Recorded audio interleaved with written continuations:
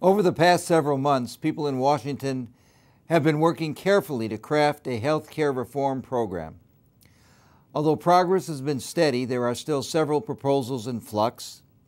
Please be aware that neither the House nor the Senate has formulated one bill, so that no final decisions have been made about what will be included in health reform. Many of us agree that reforming our health care system is a necessity, and we cannot afford to wait another 10 or 20 years until health care costs consume an even greater percentage of the economy and the budgets of American families. Consider this: the United States spends $7,290 on health care per person per year, while the average spent by the 30 most developed countries is $2,960. It is not acceptable that we have so much more of our money tied up in health care, and yet we are not delivering demonstrably better health care than many of these countries.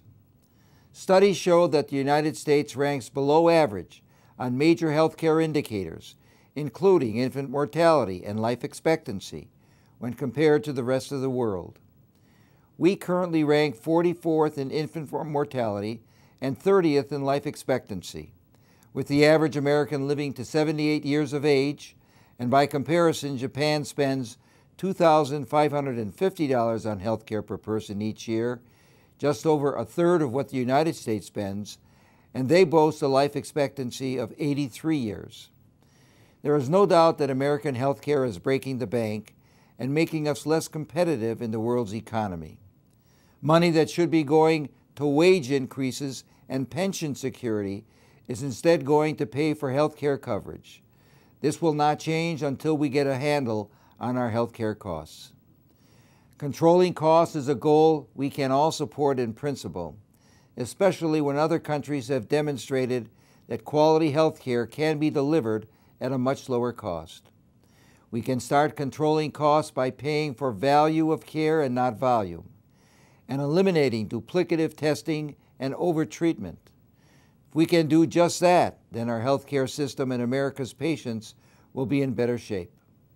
We need to ensure that all health care systems provide better care in a more efficient way and reward those systems that already do so, like the ones that we have in several locations across Wisconsin.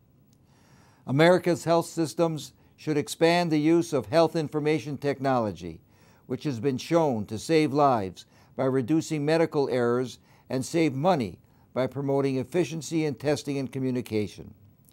We can support the use of generic drugs and get generic equivalents on the market faster. And we can encourage Americans to engage in preventive care and healthy lifestyles. Many of these money-saving ideas are not controversial. The fact is that there is a lot that we all agree on. We agree that we need to expand coverage to most, if not all, Americans. We also agree that people should not be denied insurance coverage because of pre-existing conditions. The principles we agree on far outnumber those on which we disagree. And we agree that health reform can do so much good for the average American. We want to limit your out-of-pocket expenses and copays.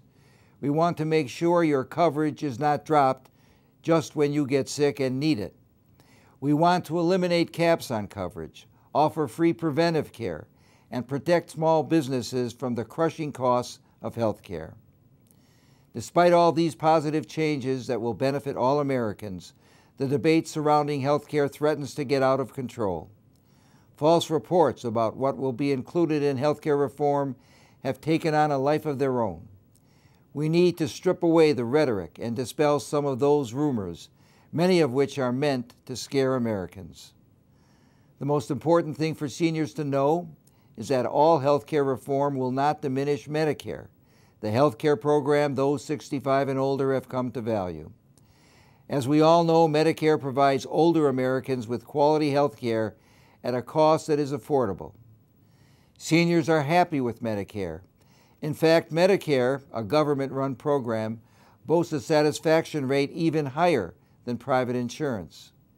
The reform proposals to date are intended to strengthen Medicare and will not make any significant changes to the way seniors receive their health care services.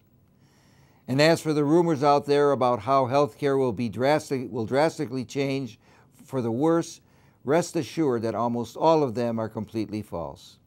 Health care reform will not limit your health care choices, take away your treatment options, ration your care, eliminate private insurance, or tell you how or when to die. These things are not going to happen. As you hear about health reform on the evening news, read about it in the newspaper, or talk about it with your neighbors, keep in mind that we have a long way to go. As urgent as the need is, we must approach every aspect of health care reform thoughtfully, and we will not rush to complete what might be one of the most important legislative initiatives any of us will work on during our time in public service.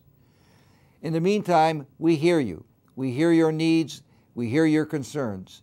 Your perspectives are invaluable, and we will continue to keep American families in mind as we complete a health care reform package that begins to get costs under control, continues to provide high-quality care, and expands coverage to include most, if not all, Americans.